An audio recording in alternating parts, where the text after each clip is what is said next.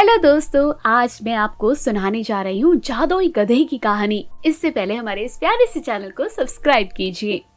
एक बार की बात है, बादशाह अकबर ने अपनी महारानी को एक सुंदर सा सोने का हार दिया।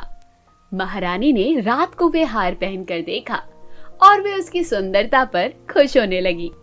महारानी ने रात होने के बाद वह हार उतार कर अपनी कबर्ड में रख दिया। अगले दिन जब वह उठी तो वह हार वहां मौजूद नहीं था। इस पर महारानी ने निर्णय लिया कि वह अब बादशाह अकबर के पास जाएगी और इस बात को उन्हें बताएगी। वह तुरंत बादशाह अकबर के पास गई और उनसे कहने लगी, जहां पना, आपने कल जो हमें हार दिया था वे कमरे से गायब है। मैंने उसे बहुत खोजा पर वह नहीं मिला। महारानी की बात सुनने के बाद बादशाह ने सिपाही को बुलाया और उन्हें आदेश दिया कि उस हार को पूरे महल भर में खोजा जाए। हार को पूरे महल में खोजा गया, लेकिन वह हार कहीं नहीं मिला। तभी एक सिपाही अकबर के पास आया और उनसे बोला, जहां पना, महल में कुछ दिनों से चोरी हो रही है और शायद आपकी महारानी का हार भी चोरी हो गया है। बादशाह ने तुरंत बीरबल को बुलाने का आदेश दिया। बादशाह के आदेश पर बीरबल बादशाह के यहाँ पधारे और उन्होंने बादशाह से पूछा, जहां पना, क्या बात है जो आपने मुझे बुलाया? बादशाह अकबर ने बीरबल को चोरी की सारी बातें बताई। कुछ देर तक बीरबल सोचने लगे। फिर उन्होंने बादशाह से कहा, महारानी का कमरा बहुत ही सुरक्षित है और वहां बहुत सारे पहरेदार होते हैं। इसका मतलब यह है कि महारानी के कमरे के पास के सिपाही और उनकी दासियों में से कोई एक तो चोर है। बीरबल की बात सुनकर बादशाह अकबर ने उनसे कहा, बीरबल, अगर ऐसी बात है, मेरी आज्ञा है कि तुम जाओ और अपनी कार्रवाई शुरू करो। जहां पना, मुझे कुछ देर के लिए बाहर जाना होगा। मैं जाकर अपने एक दोस्त को लेकर आता हूँ। इस मामले को हल करने में वह मेरी मदद करेगा। मैं आपकी आज्ञा चाहता हूँ। बीरबल ने बादशाह अकबर से आज्ञा मांगी।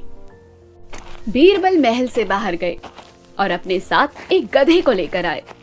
बीरबल के साथ गधे को देखकर बादशाह अकबर चौंक गए और उनसे पूछा, बीरबल, ये कैसा मजाक है? तुमने तो मुझसे कहा था कि तुम अपने दोस्त को लाने जा रहे हो, लेकिन ये क्या, तुम अपने साथ तो एक गधा लाए हो। माफ करना जहां पना, ये मेरा दोस्त है और ये एक मामूली गधा नहीं है। ये गधा खास है क्योंकि इसके अंदर जादुई शक्तियां हैं। ये एक जादुई गधा है। इसकी मदद से हम पता कर सकते हैं कि असली चोर कौन है। बीरबल ने बादशाह अकबर को बताया। इसके बाद महारानी के कक्ष के पास के सिपाहियों और दासियों को बुलाया गया। बीरबल ने गधे को पास के कमरे में सबकी आंखों से दूर रखा। ऐसा करने के बाद बीरबल ने सबसे कहा, ये जो गधा है वह एक जादुई गधा है। आप में से जो भी अंदर जाएगा उसे गधे की पूंछ को पकड़ना होगा। गधे की पूंछ को पकड़कर कहना होगा कि मैंने चोरी नहीं की, मैं निर्दोष हूँ। हर एक पहरेदार और दासी को यह करना होगा। ऐसा हो जाने के बाद बीरबल ने सबके हाथ को सूंघ कर देखा और अभी तक तो पता चल चुका था कि असली चोर कौन है। बीरबल ने कहा, जैसा मैंने कहा था कि चोर इनमें से ही कोई एक है और मैं सही था। बादशाह, इनमें से चोर आपका ये सिपाही है। बीरबल, तुम ऐसा कैसे कह सकते हो कि ये सिपाही चोर है? बादशाह अकबर ने पूछा। बादशाह अकबर के सवाल के बाद बीरबल ने उन्हें बताया, दरअसल बात यह है कि ये जो गधा है वे एक मामूली गधा है जिसे मैंने पास के व्यापारी से लाया हूं। मैंने इसकी पूंछ में एक खास तरह का इत्र डाला था।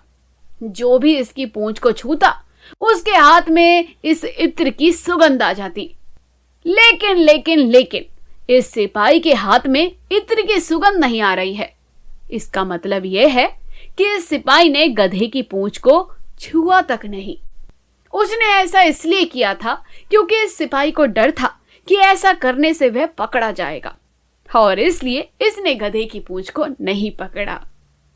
तो दोस्तों, कहानी यहीं खत्म हुई। कहानी की सीख हमें क्या सिखाती है, आपको समझ आ गई होगी।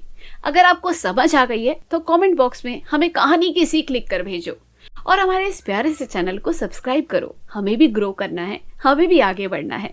चैनल को सब्सक्राइब करो, वीडियो को शेयर करो, कमेंट बॉक्स में जरूर कहानी की सीख जरूर लिखना अगर कहानी पूरी सुनी है तो आपने।